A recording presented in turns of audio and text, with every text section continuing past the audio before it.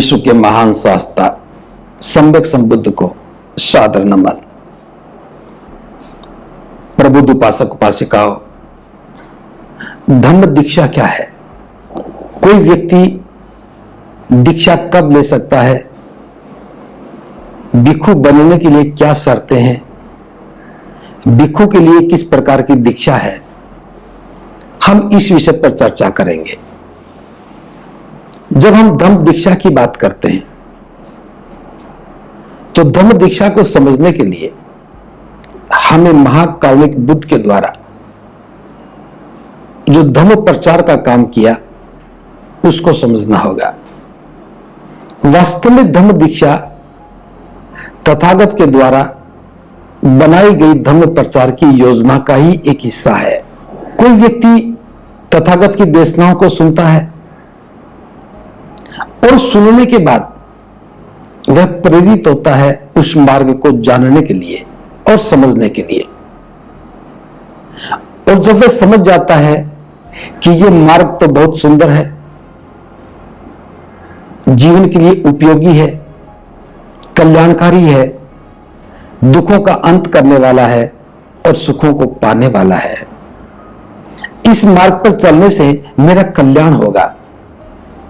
जब व्यक्ति में यह भावना आने लगती है, वह रूपांतरित होना चाहता है, वह नई व्यवस्था में प्रवेश करना चाहता है, तो उसके लिए तथागत ने एक मार्ग की व्यवस्था की, एक व्यवस्था की कि वह दीक्षा लेकर के इस नए धर्म में प्रवेश कर सकता है।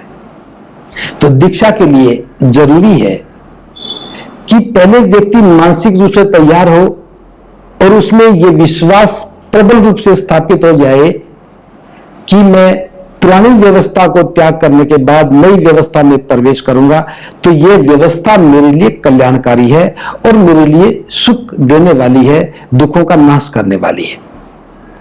जब व्यक्ति मानसिक रूप से तैयार होता है तब उसे दीक्षा लेनी पड़ती है। दीक्षा के लिए पिछली व्यवस्था को त्यागना है और नई व्यवस्था में प्रवेश करना है। तो दीक्षा के लिए तथागत ने बहुत साधारण सा नियम बनाया कि सबसे पहले व्यक्ति बुद्ध, धम्म और संघ इनको शरण गमन करे। बुद्ध का मतलब ज्ञान की शरण ग्रहण करे। धम्म का अर्थ है कि दुख मुक्ति और सुख प्राप्ति का जो मार्ग है उसकी शरण ग्रहण करे, और संघ का अर्थ है कि उस मार्ग पर जो लोग चल रहे हैं उनके लिए शरण ग्रहण करें। तो बुद्ध, धम्म और संघ इन तीनों का शरण गमन करे। उसके पश्चात एक सामान्य ग्रस्त के लिए 5 शीलों की व्यवस्था की। वे 5 शील हैं, मैं प्राणी हिंसा नहीं करूंगा, ऐसी शिक्षा ग्रहण करता हूं। पाणाति पाता वेरमणि सिक्खापदं समादियामि। दूसरा शील था अदिन्ना दाना वेरमणि सिक्खापदं समादियामि, कि मैं दूसरे की वस्तु की चोरी नहीं करूंगा, ऐसी शिक्षा ग्रहण करता हूं।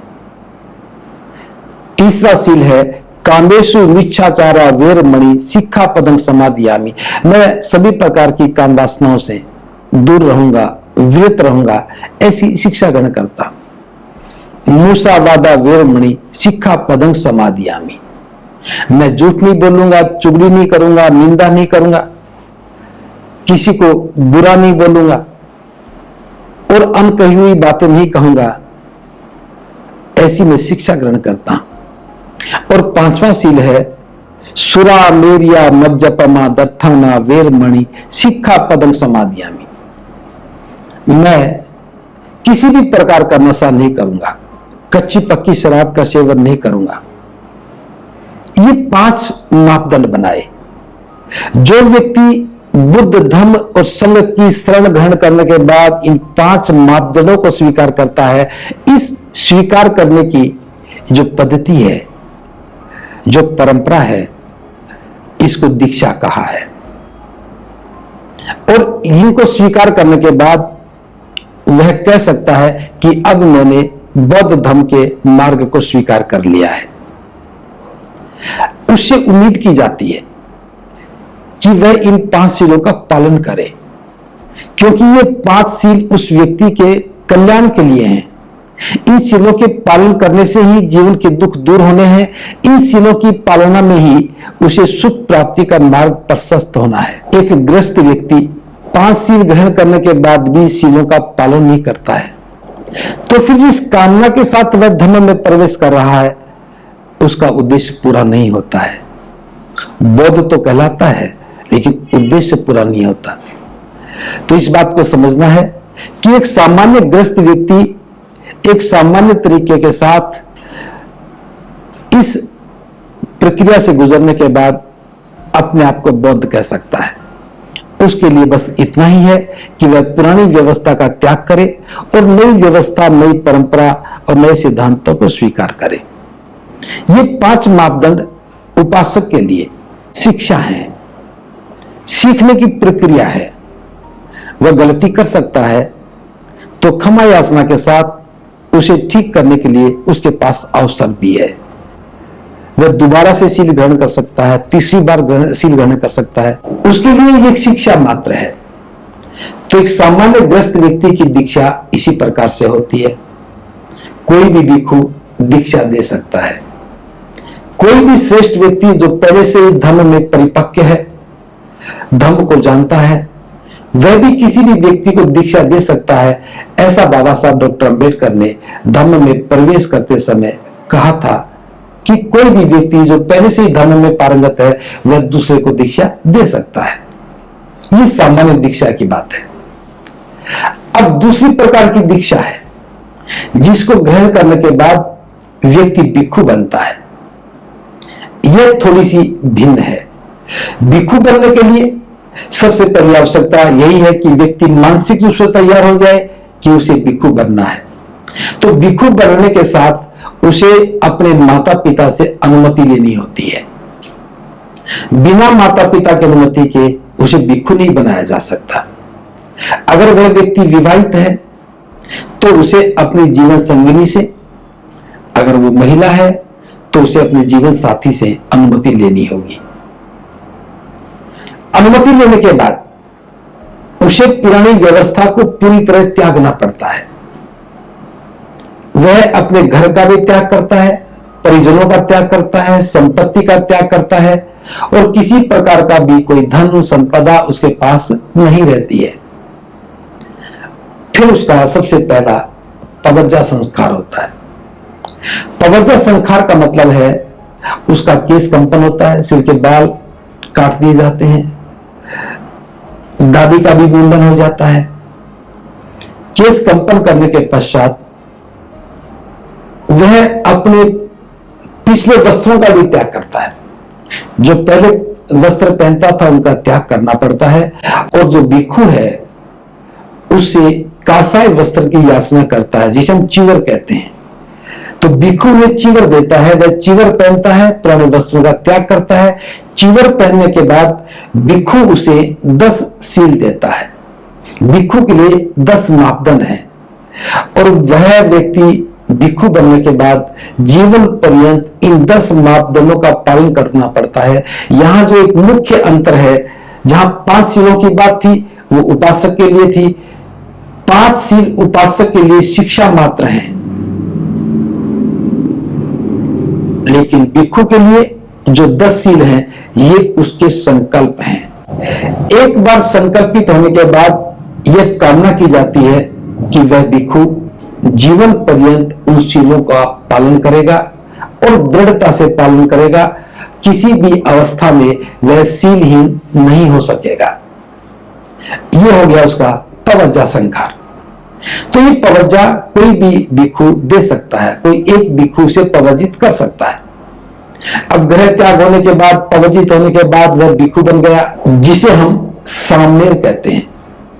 पवज्जा के बाद ग्रस्त व्यक्ति सामनेर बनता है। अब सामनेर बनने के बाद अपने आचार्य के साथ रहकर के वह धर्म का अध्ययन करता है, सिद्धांतों को सीखता है, ध्यान साधना करता है और धर्म के नियमों में पारंगत होता है। इसके लिए कोई निश्चित अवधि नहीं है,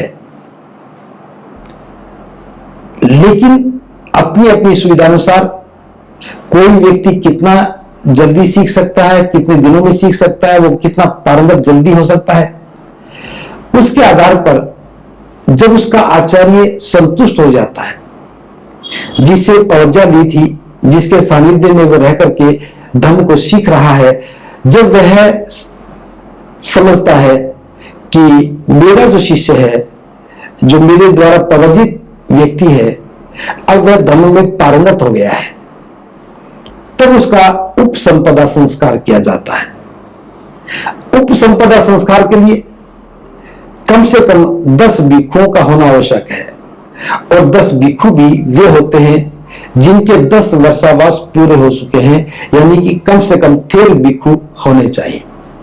संख्या 10 से कम ना हो, ज्यादा हो सकती है, लेकिन वो 13 भिक्षु होने चाहिए जिनके 10 वर्षावास पूरे हो चुके हों, यानी कि जिनके भिक्षु बने 10 वर्ष हो गए।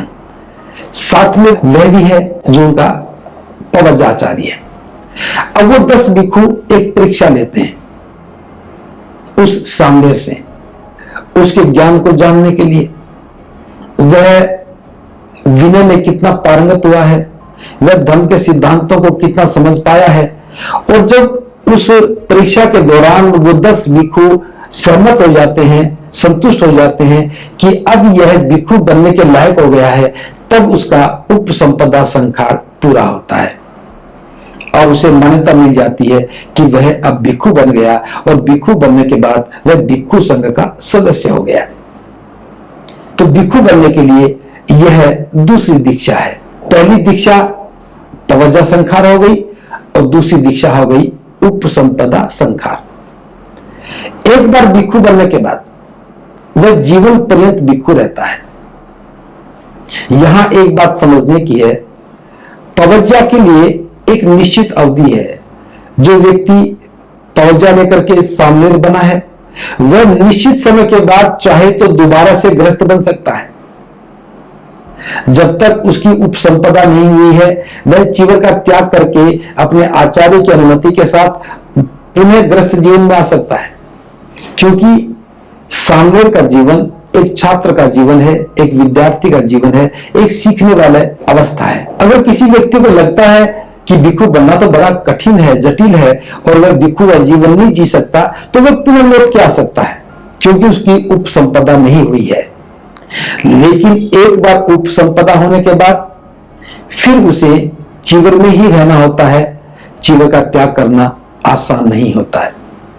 हाँ, यदि कोई व्यक्ति स्वेच्छा से ही चीवर को उतार करके पुनः ग्रस्त बन जाए, बना जा सकता है, लेकिन यह एक अपमानजनक घटना होती है। हर व्यक्ति उसे संदेह की दृष्टि से देखने लगता है, और वह जानता है कि यह नियमों का पालन नहीं कर पाया, इसलिए घर में लौट आया। लोग इस बात को जान जाते हैं कि यह भिक्षु का जीवन जी नहीं पाया और दोबारा से ग्रस्त बन गया। इसका मतलब है अपने पथ से विचलित हुआ है, नीचे गिरा है, इसलिए सम्मान का पात्र नहीं बनता। दूसरी बात यह भी है, अगर कोई भिक्षु शीलहीन होता है तो वह अपने आप को सुधारने की कोशिश भी करता है। उसके लिए पातिमोक्ष के नियमों का विधान किया गया है। पातिमोक्ष के नियम बनाए गए हैं, और अपने आचार्य के पास जाकर के पातिमोक्ष के नियमों का पालन करके भिक्षु अपनी गलतियों को सुधार सकता है। अगर कोई भिक्षु शीलहीन रहता है, नियमों को मानता नहीं है, जानबूझ करके नियम तोड़ता है, तब भिक्षु संघ उसको संघ से निष्कासित कर देता है, उसका चीवर छीन लेता है। ऐसी अवस्था में भी अगर कोई व्यक्ति लौट के आता है तो यह अपमानजनक है। तो यह समझने की जो बात है, भिक्षु बनना एक सम्मानजनक अवस्था है। ग्रह त्याग करके वह व्यक्ति भिक्षु बना है, तो भिक्षु का जीवन त्याग का जीवन है। और यह इस बात को भी जानना है, दीक्षा के उपरांत एक सामान्य ग्रस्त व्यक्ति घर में ही रहता है, परिवार का पालन पोषण करता है, परिवार की जिम्मेदारी का निर्वाह करता है, वह संपत्ति का स्वामी भी होता है। लेकिन भिक्षु बनने के बाद, ग्रह त्याग करने के बाद उसे संपत्ति का भी त्याग करना होता है। वह कभी भी संपत्ति का स्वामी नहीं बनता है, उसकी अपनी कोई संपत्ति नहीं होती है, उसके अपने पास सुख सुविधाओं का कोई साधन नहीं होता है। तो भिक्षु का जीवन त्याग का जीवन है। तो यहां इस बात को समझना है कि एक सामान्य ग्रस्त व्यक्ति की दीक्षा एक सामान्य दीक्षा है, जबकि भिक्षु के लिए ये पूरी तरह एक संस्कार है, एक परंपरागत संस्कार है, एक नियमबद्ध आचरण है। तो इन दोनों दीक्षाओं में हमें अंतर समझना चाहिए। कोई भी गृहस्थ व्यक्ति दीक्षा के बाद उपासक उपासिका का जीवन जीता है, उसे उपासक कहा जाता है, उपासिका कहा जाता है। और जब चाहे वो भिक्षु बन सकता है, लेकिन भिक्षु बनने के लिए उसे पवर्जा और पवर्जा के बाद उपसंपदा संस्कार से गुजरना होता है। लेकिन भिक्षु बनने के बाद दोबारा से गृहस्थ बनना उचित नहीं होता है, उसे भिक्षु रहना पड़ता है। तो ये दीक्षा के बारे में मैंने थोड़ी सी बात रखी है। जो उपासक हैं उनका भी एक संघ है, जिसे उपासक संघ बोलते हैं, उपासक उपासिका संघ बोलते हैं। धर्म में 4 प्रकार के संघ की परिकल्पना की है। गृहस्थ व्यक्ति के लिए उपासक संघ हो गया और उपासिका संघ हो गया, और भिक्षुओं के लिए भिक्षु संघ और भिक्षुणी संघ। सामान्य रूप से भिक्षु भिक्षुणी एक ही संघ है, लेकिन भिक्षु संघ भिक्षुणी संघ भी हो सकता है। तो भिक्षुओं का अपना संघ है, उपासकों का अपना संघ है। तो उपासक उपासिका संघ भी है, भिक्षु भिक्षुणी संघ भी है, या भिक्षु संघ भी है, भिक्षुणी संघ भी है। तो यह आवश्यकता को देख करके इस प्रकार के संघ का निर्माण किया गया है। तो मैं समझता हूं इस जानकारी के बाद इस बात को ठीक से समझ पाए होंगे कि हमें दीक्षा कैसे लेनी चाहिए और कब लेनी चाहिए। इन्हीं शब्दों के साथ भवतु सब मंगलम्।